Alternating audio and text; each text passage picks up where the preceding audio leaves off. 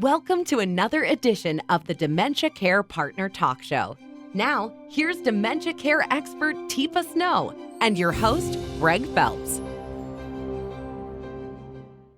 Hello and welcome to the Dementia Care Partners podcast, brought to you by Positive Approach to Care. My name is Greg Phelps, and joining me once again is Teepa. And Teepa, we recently had a question about visiting a person living with dementia, and is there any preparation that you can suggest to visitors? Now, the reason I ask is because I still have vivid memories of watching a person living with dementia surrounded by guests, and she literally looked like a deer in the headlights of a car.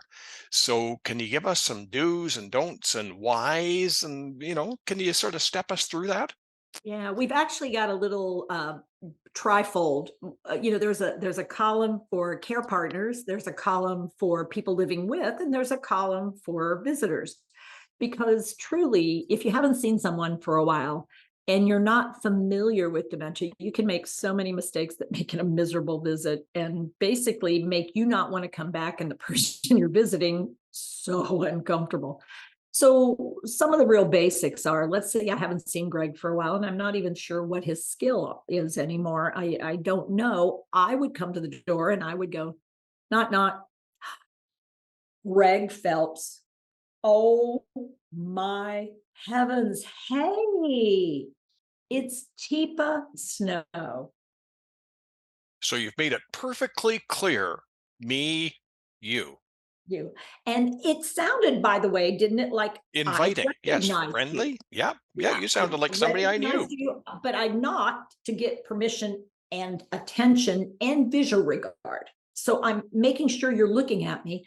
And then I open my arms wide and go, Greg Phelps. But why do I have to look at you? Well, if you don't look at me, it's hard for you to possibly even guess that I am someone who you might recognize, might not recognize.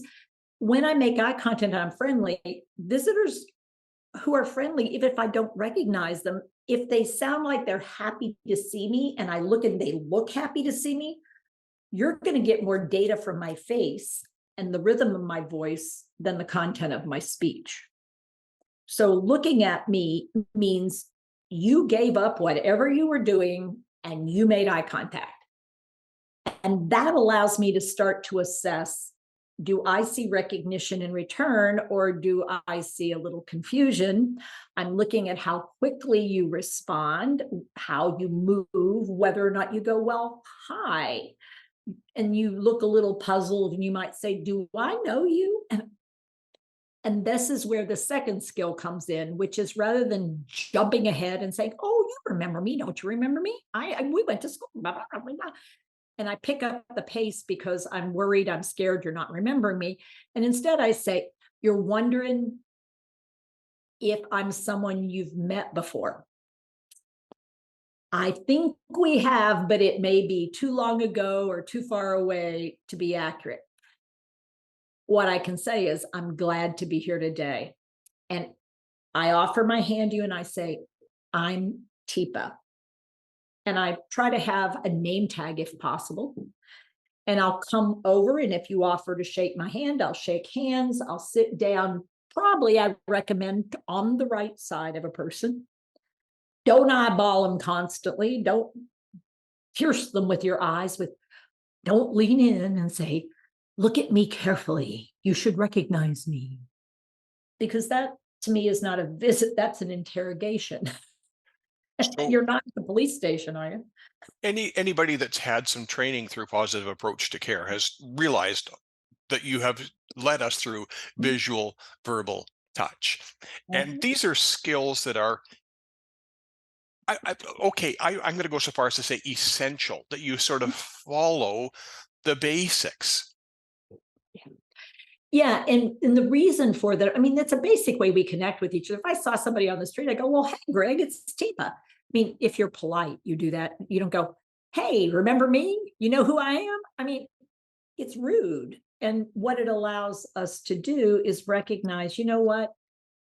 Being polite and giving people a chance to say how much they want to be connected to you. If I make eye contact, I say, hey, Greg, and you glance away and give me the cold shoulder, it means not now, not here. And we accept that. And, if I say hi and you keep walking, the rule is typically, I'm not going to keep messing with you right then. It's considered rude.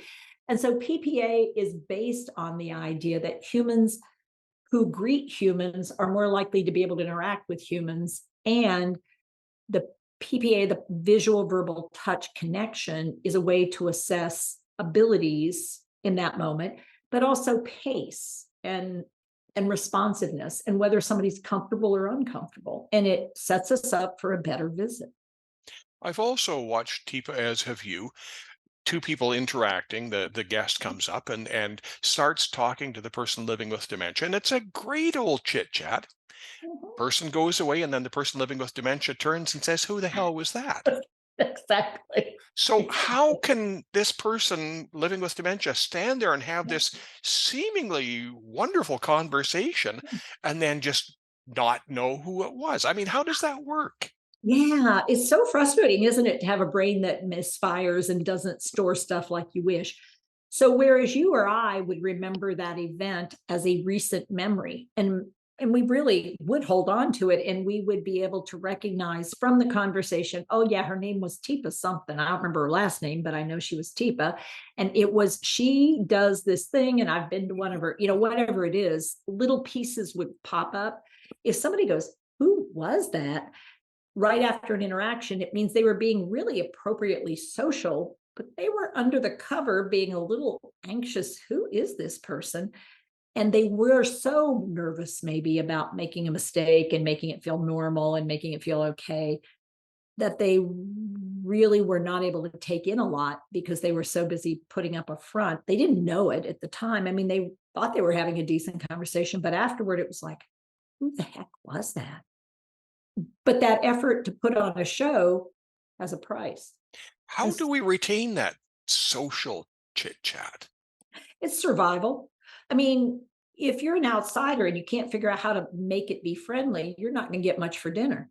I mean, you're not going to get something to drink. You're not going to get a place to sit. You might not get a room and board if you don't know how to do that kind of stuff. There's a possibility that it might actually make a difference at whether you make it through life and whether you make it into a community and whether you're accepted by people.